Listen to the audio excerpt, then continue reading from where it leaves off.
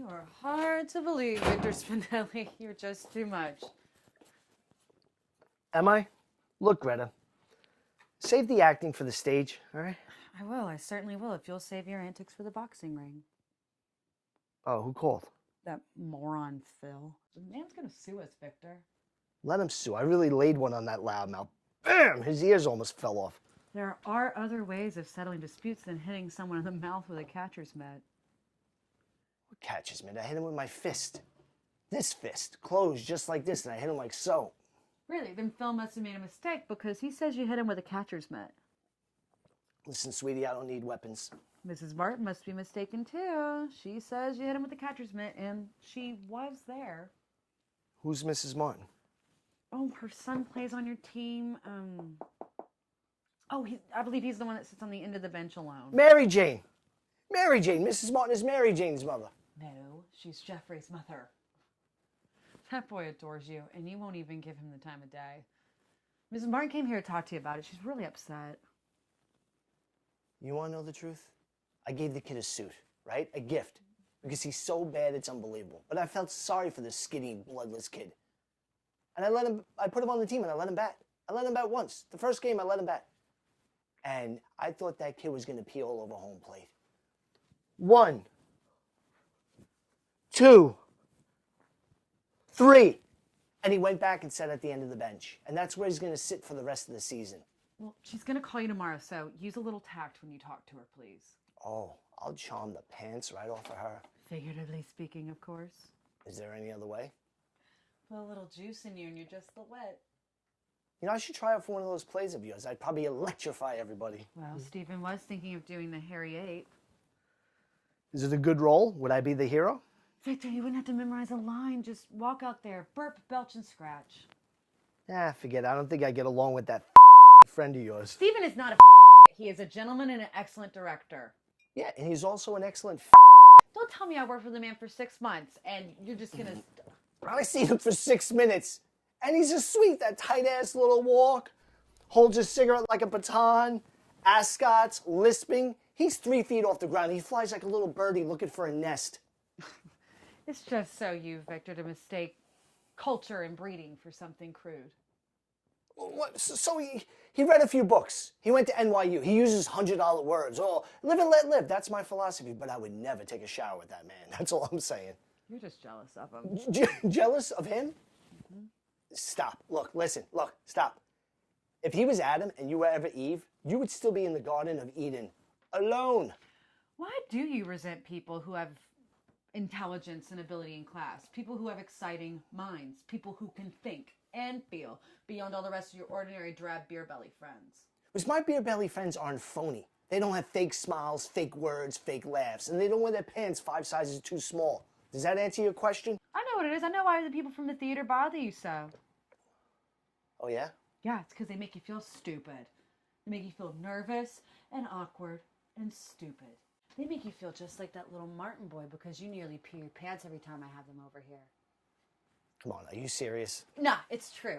Last week when the group was here, we were all sitting around talking about books, and Stephen asked you if you'd ever read Proust.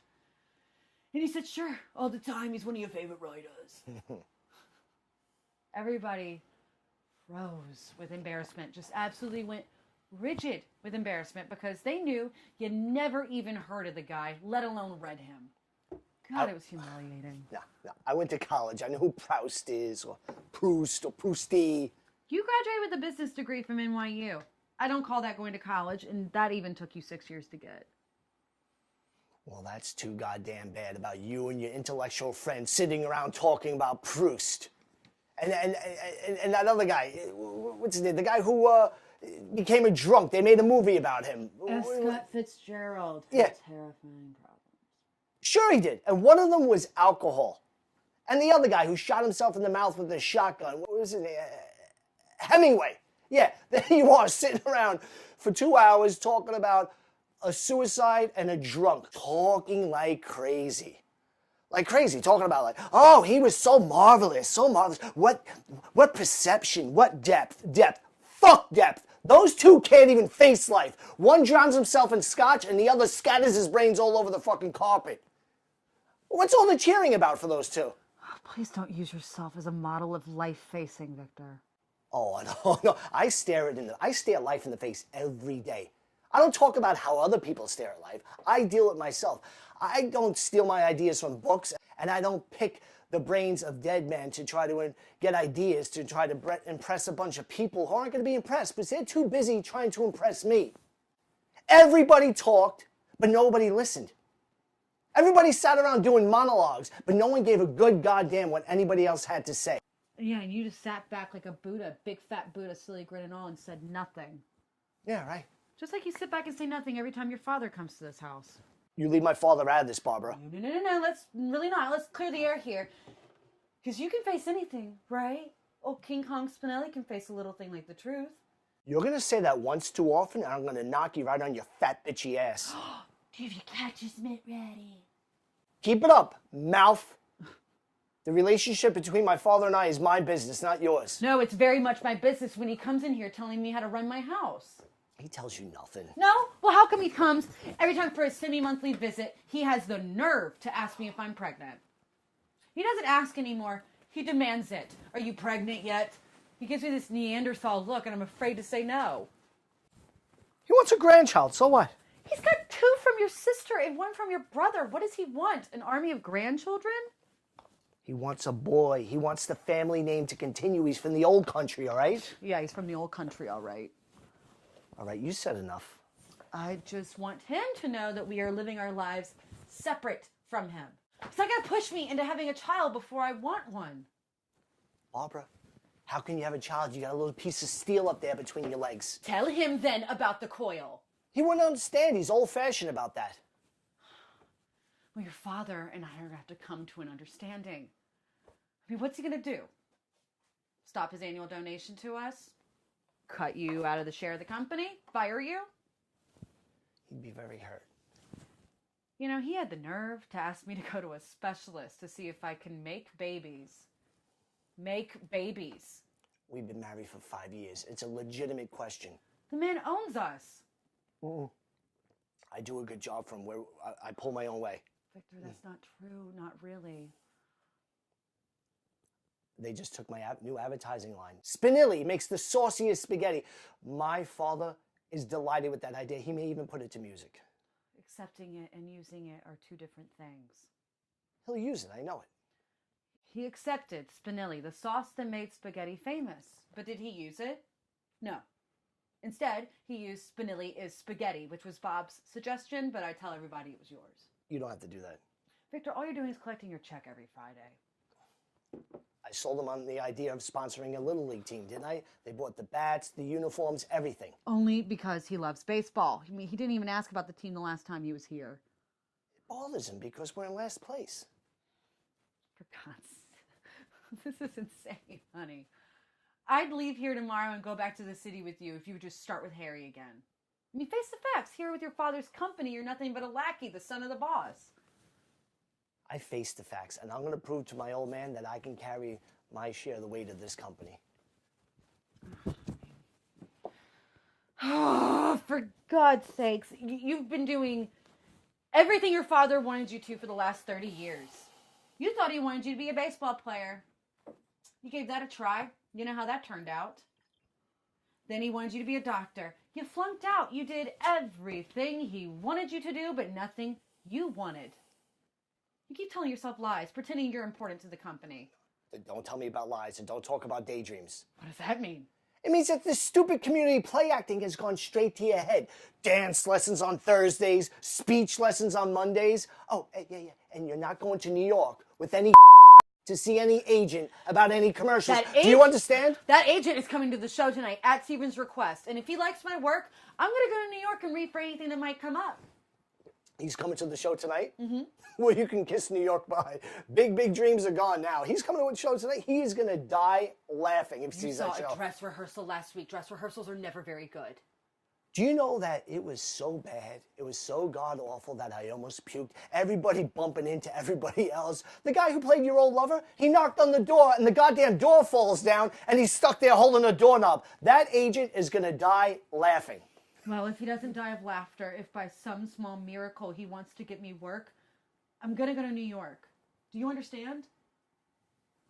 Barbara, you know where your talent lies?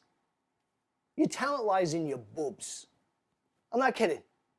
Everybody goes to see your boobs. Your boobs come on stage first and then you follow. That should be your stage name. Barbara Boobs, right up on the marquee. Old bullet breasts. Thank you for the confidence in me, Victor, but I'm still going to work in New York. If you go to New York, you're not coming back to my house. Whose house? My house. This house is mine. This is my house. You know, this play acting star is just a simple diversion from all the sterility that surrounds me.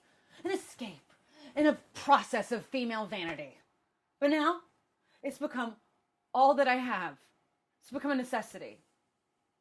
And you're right, Victor. It's a daydream, but it's mine and no one gave it to me. So I'm not afraid of anyone taking it away. And as things stand now, it may very well be the most important thing in my life. If you go to New York, you're not coming back to this house. Oh, I'm through sitting with you and your father in this living room every third Thursday. Sitting in this fucking living room, listening to the goddamn grieving voice of Caruso for 3 hours straight. I'm done inflicting that torture upon myself. And now I shall go finish getting dressed for the theater.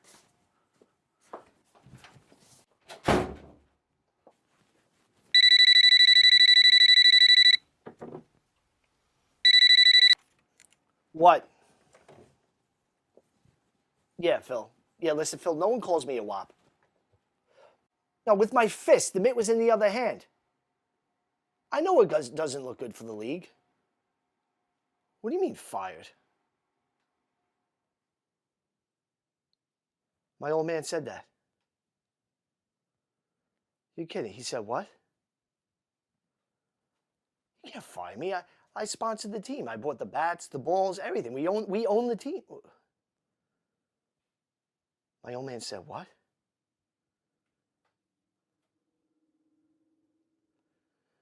No, I don't want to coach 8 and 10-year-olds. Christ, it's like being shipped back to the minors. No. No, no hard feelings. I'll see you around.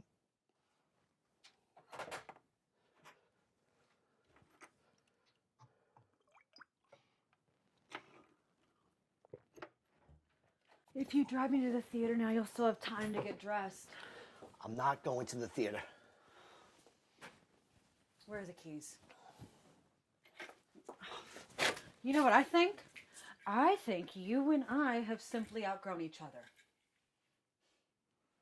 After 5 years together, I have to remind myself.